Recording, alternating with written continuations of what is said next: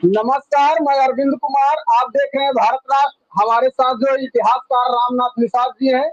जी नमस्कार। नमस्कार जी।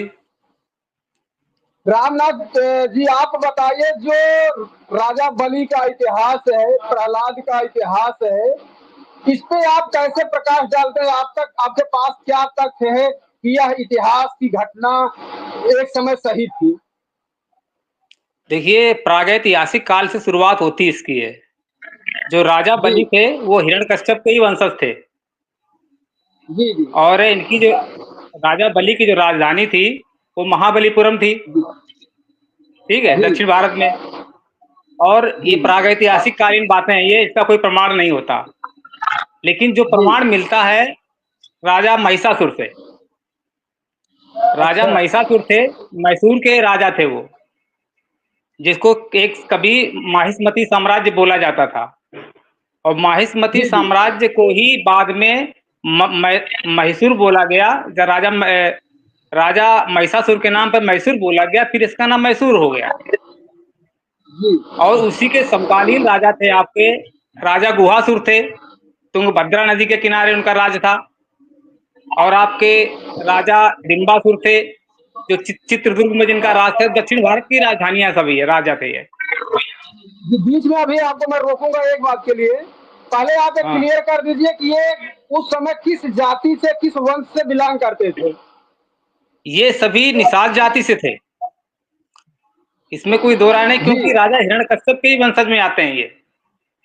जी जी हाँ, क्योंकि ये हिरण्यकश्यप के ही वंशज में जो है ये आते थे राजा राजा बलि, जो महाबलीपुरम के थे। जी और ये जो राजा महिषासुर थे, ये मैसूर के राजा थे। उस जिस समय उनका बोला जी। जाता था कि माहिष्मती साम्राज्य है ये। और तो जो महिषासुर का इतिहास है, ये दुर्गा पूजा से, इससे कुछ मैटर बिलोंग करता है या फिर इसका कुछ अलग ही कनेक्शन है? क्या लगता है? नहीं, ऐसा हमें कनेक्शन कोई नहीं लगता इसमें। क्योंकि जी वहां पे जो देखा जाए, आर्यन, जहां तक आर्यों की बात आती है, आर्यों का जो जी डीएनए होता है वहां नहीं पाया जाता, क्योंकि वहां का डीएनए अलग है दक्षिण भारत का। दक्षिण जी भारत का डीएनए जो है वो ancient ancestral south Indian DNA पाया जाता है, जो डीएनए जी जी निषादों से मिलता है। क्योंकि हमारे जो डीएनए में R1A1 बहुत कम होता है, ये नहीं होता है। जी जी और बाकी जो जातियां हैं, जैसे ब्राह्मण हैं, राजपूत हैं या यादव हैं, इनके डीएनए में R1A1 बहुत ज्यादा पाया जाता है, जो वहां कोई सवाल ही नहीं तो दक्षिण भारत में इनका कोई संबंध हो। और दूसरी जी बात, आज तक दक्षिण भारत में दक्षिण भारतीय द्रविड़ों ने ही राज किया। उत्तर भारत का कोई जाके कभी राज कर ही नहीं पाया आज तक। अगर जी कोई जी उत्तर भारत का राजा चाहे कि दक्षिण भारत में राज कर लें, ऐसा संभव ही नहीं हुआ आज तक, इतिहास बताता है ये। जी। तो अगर तो कोई ये जो क्लेम इतिहास करता है, की घटना है, जी, हाँ, जो इतिहास की घटना है, किस सदी की हो सकती है कि इतने दिन पुरानी बातें हो सकती है? हाँ, ये जो राजा महिषासुर का जो इतिहास आता है, ये दूसरी तीसरी सदी ईस्वी का है ये। जी क्योंकि इसी वंश में, महिषासुर का तो नहीं है, लेकिन इसी वंश में महाबली राजाओं का नाम आता है वहां पे, जो कि जिसके पुरातत्व अभिलेख मिलते हैं। इसमें राजा जी बानासुर जी हुए, जो महाबली, जो राजा बलि के पुत्र थे, राजा बानासुर थे। जी वहां से इसका इतिहास जी की शुरुआत होती है। तो ये जो है घटना जी दूसरी तीसरी सदी ईस्वी की आती है, लगभग 1800-1900 साल पहले की है ये। और इनके जो अभिलेख मिलते हैं, ये मैसूर अभिलेखागार में मिल जाते हैं पूरे। और इन्होंने 15वीं सदी तक राज किया है। 15वीं सदी तक, जी। मतलब 500 मतलब वर्ष पहले तक राज किया इन लोगों ने दक्षिण भारत पे, मैसूर पे। तो मतलब आपका कहने का मतलब, पहले निषाद राजाओं का जो है एक साम्राज्य हुआ करता था, हाँ, जो ये आज भाई, जो है वो ढह गया। अगर इसको हम महाकाव्य काल में देखते हैं, तो ये निषाद देश ही जी था पूरा ये। दक्षिण भारत, जी मध्य भारत, पूर्वी भारत को निषाद देश बोला ही गया है। और इसके प्रमाण हैं, आप डीएनए से देख सकते हैं, इसके प्रमाण है।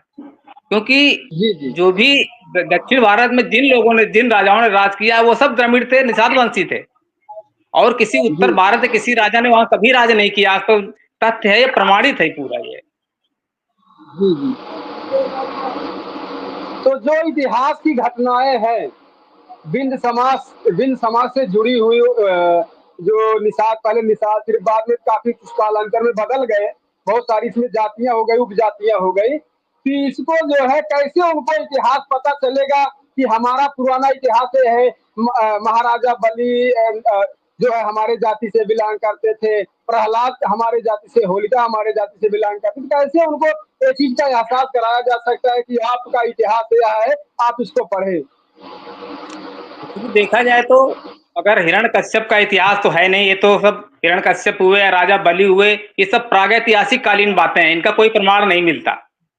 लेकिन जी प्रमाण जी शुरू होता है जो इनके वंशज जो महाबली राजा थे, जिन्होंने जी महाबलीपुरम में जिन्होंने राजधानी बनाई, वहां से प्रमाण शुरू होता है 2री-3री ईस्वी से। इनका प्रमाण जी जी बाकायदा पुरातत्व विलेखन प्रमाण इनका है।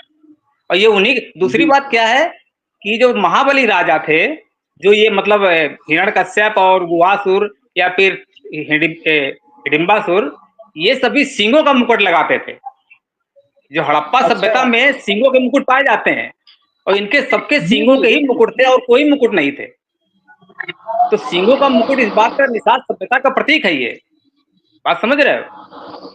जी। सींगों के मुकुट हड़प्पा सभ्यता के प्रतीक हैं, जो हमारे निषाद, हड़प्पा सभ्यता निषाद सभ्यता, इसमें कोई संदेह तो है नहीं। तो नहीं वो नहीं। सींगों के मुकुट वहां भी थे, सींगों के मुकुट ये लोग भी लगाते थे, बात जी समझ रहे हो? तो जी ये जी। एक सिंबल है कि हमारी ही सभ्यता थी ये। तो जो दूसरी बात सभ्यता इनका, विलुप्त हो गई, जो हाँ सभ्यता विलुप्त हुई है, क्या वो दोबारा, अभी तो दोबारा आ नहीं सकता, ऐसा संभव दिखता नहीं है। लेकिन हाँ जो हमारे प्रागैतिहासिक काल है, जो हमारा इतिहास रहा प्राचीन समय में, इसको बिंद समाज या मतलब जितने मझवार मल्लाह अभी जो बहुत सारी उपजातियां लिख रहे हैं, इनको कितने पढ़ने की जरूरत है कि अपना आप इतिहास जानो। एक्चुअली हुआ यह कि हमारा प्रमाणित इतिहास लिखा ही नहीं गया, हम लोग माइथोलॉजी में घूम रहे हैं अभी तक है। कि हिरण्यकश्यप थे, जी जी कोई प्रमाण नहीं है, राजा बलि थे, कोई प्रमाण जी नहीं है। तो हम लोग जब माइथोलॉजी में घूमेंगे तो उसका लोग समझेंगे फालतू है ये। लेकिन जब तक प्रमाणित इतिहास हम नहीं पढ़ेंगे, और इसका प्रमाणित इतिहास मौजूद है, 2री सदी, 2री-3री सदी से प्रमाणित इतिहास मिलना चालू हो जाता है इन राजाओं का। इसके अभिलेखागार हैं, इसमें आपके पुरातत्व के प्रमाण मिलते पूरे हैं, जो उन्हीं के जी। वंशज थे। तो उन्होंने जो साफ साफ आप, लिखा है कि राजा बलि के वंशज हम हैं ये। जी, जो इतिहास आपको पता है, क्योंकि वर्तमान में निषादों में मैं बहुत कम इतिहासकारों को जानता हूँ, जिसमें से आप एक इतिहासकार हैं। आपके जिस तरीके से आपको इतिहास के विषय में नॉलेज है, तो आप हमारे दर्शकों को बताइए कि जो बिंद, मल्लाह, मझवार, इस तरीके से, तो दक्षिण भारत में इसको किस नाम से जाना जाता है, जो आज हम इधर पूर्वी उत्तर या पश्चिमी उत्तर को लेकर, उत्तर प्रदेश को लेकर के देखते हैं, या फिर पश्चिम बंगाल को लेकर के देखते हैं, बिहार में देखते हैं निषाद लिखते हैं, कहीं मल्लाह लिखते हैं, कहीं मझवार लिखते हैं। तो जैसे महाराष्ट्र, दक्षिण भारत में इधर फिर आप चले जाइए कर्नाटका, केरला, इधर किस नाम से जाना जाता है बिंद समाज के लोगों को, मल्लाह समाज के लोगों को? देखिए, जो राजा बलि थे, जो ये जी महाबली वंश चला उनसे है, ये जी 15वीं सदी ईस्वी तक इन्होंने राज किया है। इसमें आपके राजा कौन है आज के आधुनिक में इतिहास में जिनका नाम मिलता है, वो है चोल और पल्लव।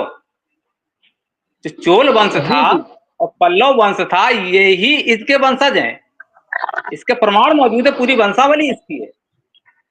जी जी और आपके जैसे राजा कृष्णदेव राय हुए, वो भी निषाद वंशज हैं।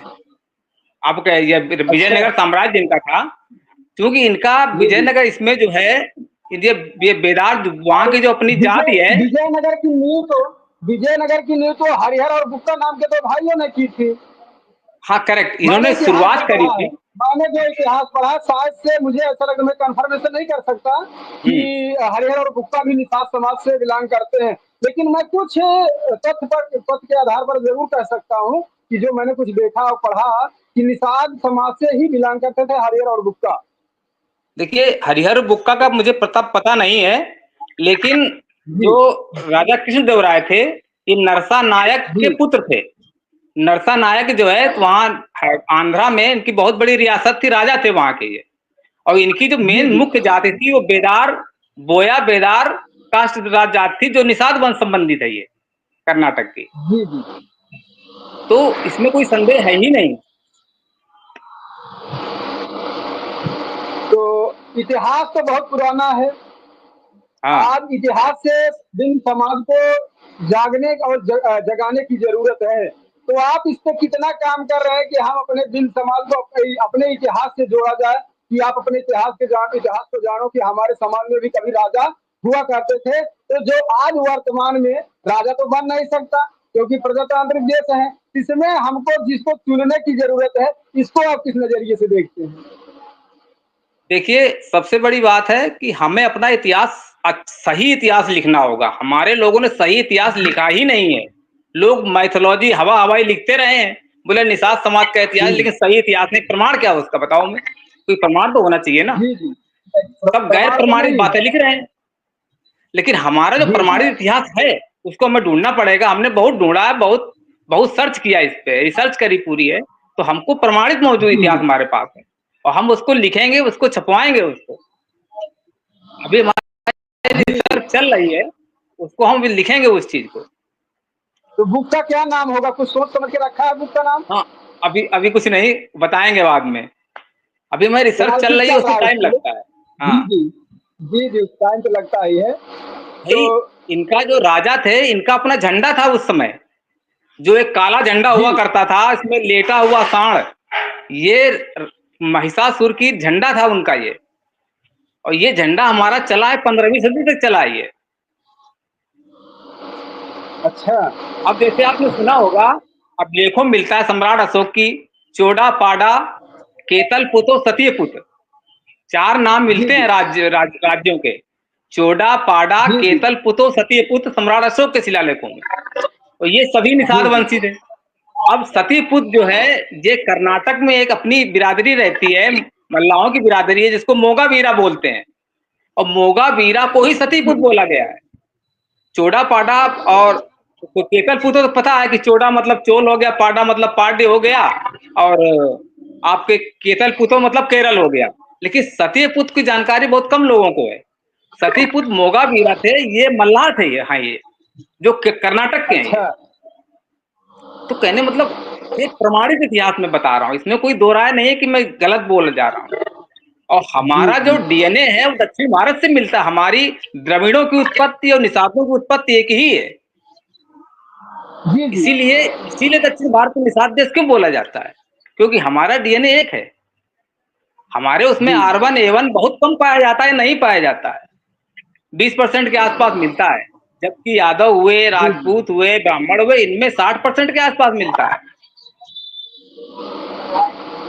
भाई जो भी ये दंडक वन, इसको दंडक वन बोलते थे, या दंडकारण्य, या आज के दंतेवाड़ा, ये आपका कृष्णा नदी से लेकर के कृष्णा, कावेरी और गोदावरी, ये पूरा क्षेत्र जो है, ये यही राजधानी थी राजा बलि की, और राजा महिषासुर और गुहासुर और हिडिंबासुर की। ये सब यही यही क्षेत्र था जी पूरा। जी। तो आप हमारे चैनल पर आए। हम अपने दर्शकों से अपील करेंगे कि इतिहासकार रामनाथ निषाद जी से इनके बातों से आप कितना सहमत हैं और आपको कितनी जानकारी है। कमेंट बॉक्स में आप अपनी प्रतिक्रिया अवश्य दें।